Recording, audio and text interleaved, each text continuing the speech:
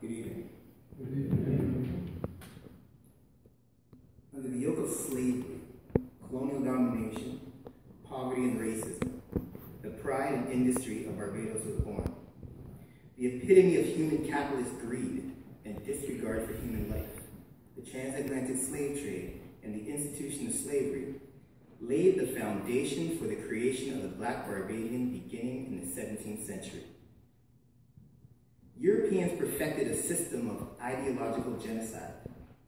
They destroyed the self, the being, and the existence of the African and created his new being as property. The slave trade was designed to exploit and to profit. It was not a symbiotic relationship. Africans, now slaves in the Americas, did not enter into a binding employment contract with paid wages and benefits. Phenotypic terrorists broke, castrated and raped their bodies, and destroyed their existence. The institution of slavery was a calculated act of terrorism against humanity and human dignity. 17th, 18th, and early 19th century Barbados and the West Indies were not the tourist paradises that they are now, but a theater of war, where the enemy disguised itself under a cloak of lies, violence, and greed. Welcome to Barbados. This is where Donald Willard Moore's story begins. Don Moore, one of the loyal sons and daughters of the Rock on the easternmost reaches of the Caribbean Sea, fought hard and struggled to sow the seeds that created what Barbados is today. His industrious perseverance is a Barbadian characteristic. His and our Barbadian ancestors survived the Middle Passage. They overcame the brutality of chattel slavery. They recreated and retained their identity in the face of a well-calculated and deliberate ideological genocide. And they carved out a prosperous existence in the face of colonial domination. Despite generations of insurmountable odds, Black Barbadians did not suffer defeat, nor did they accept the negative codification of their ideological blackness.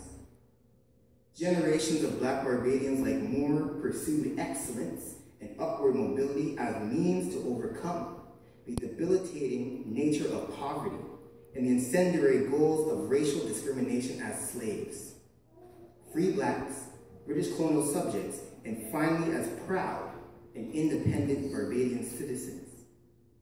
Whether coerced or voluntary, hard work lies at the foundation of Barbadian attitudes towards life.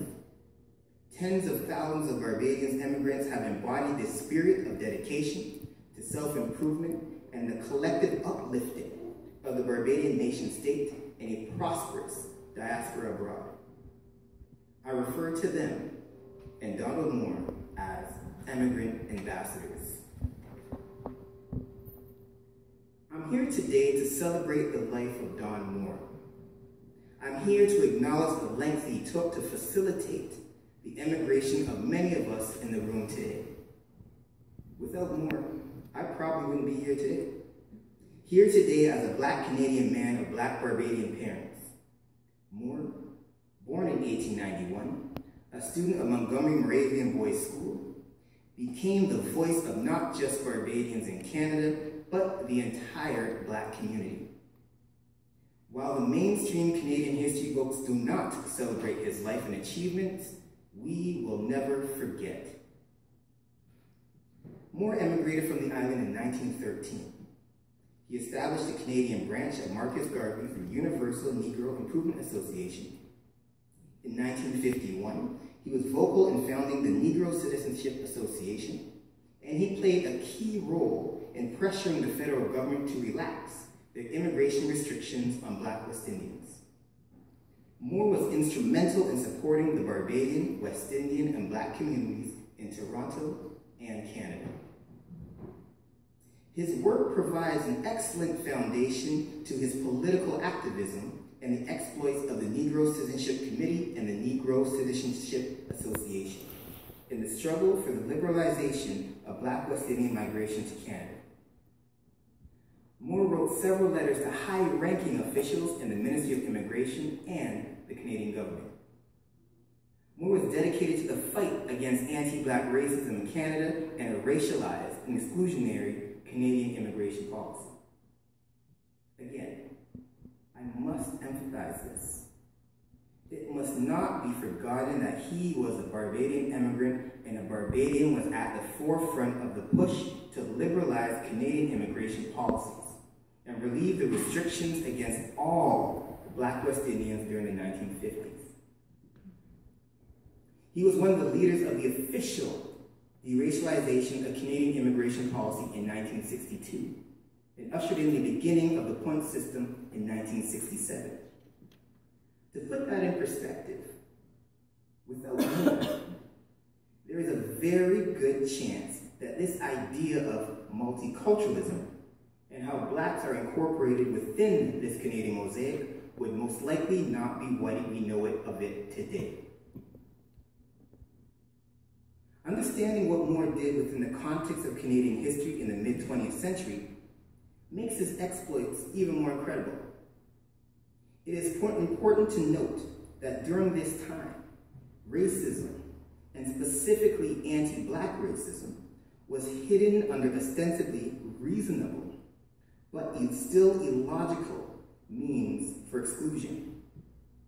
One example that I'll speak of today was the enforcement of, quote, climate discrimination, end quote. For decades, Canada excluded Blacks, specifically Black Barbadians and West Indians, from this country due to the argument that we could not survive the below freezing temperatures of the Great White North. I kid you not. This illogical and, as we see, quite comical reasoning was written in legislation and law that barred the entry of many Black Barbadians. During the first public meeting of the Negro Citizenship Association in Toronto, Moore told the world, gathered at a church, how PC 2856. PC 2856 was one of the discriminatory orders in council established in the 1950s. He told the world and the Canadian government, quote, had taken away his British citizenship, how they decreed it was impossible for him, born in the tropics, to withstand the rigors of the Canadian winter, and how West Indian immigrants could never become assimilated into Canadian culture, end quote. It was at this meeting that the Negro Citizenship Association adopted the resolution to demand from Prime Minister Louis Saint Laurent and members of his government the immediate removal of PC 2856. As we know, Moore spoke to the Prime Minister again in 1954 and argued against climate discrimination. Moore cited examples of West Indians who served with the British Army across the globe in varying climates without difficulty or serious affliction from cold weather.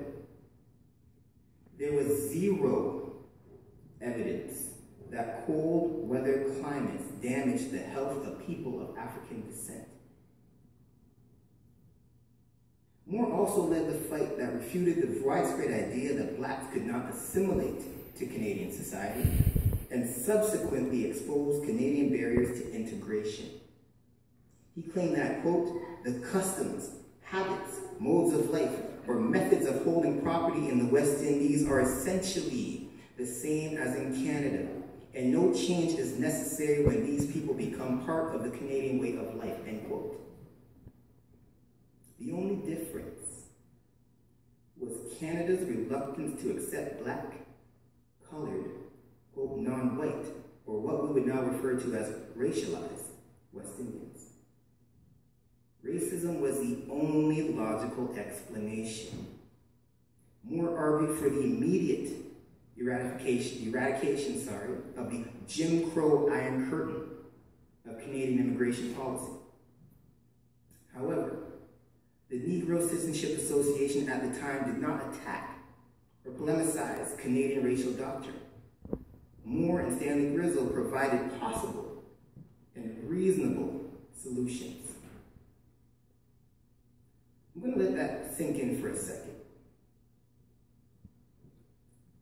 This was one of the first times that Canadian officials had to rethink how they engaged politically with Black people. It is shown that in the documented archives, these white Canadian officials respected and listened to Moore and the Negro Citizenship Association and the Negro Citizenship Committee. Why? What was so different about Donald Moore? Because he challenged them to see Black Barbadians as equal counterparts.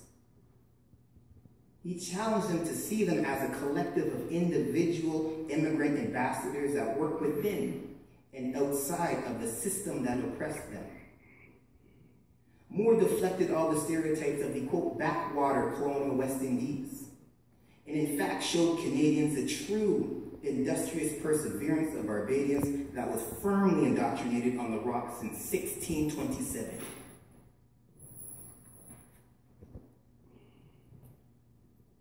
This is just one small example of what Donald Willard Moore did for Barbadians and all Blacks and all Canadians in this country. He had the courage to stand up for what was right. This was during a time where he could have lost it all. He believed that by taking a stand in a respectful but strong and committed manner would create change. And it did. I argue that Moore was an exceptional Barbadian. But I also say that he was a representation of all of us. He was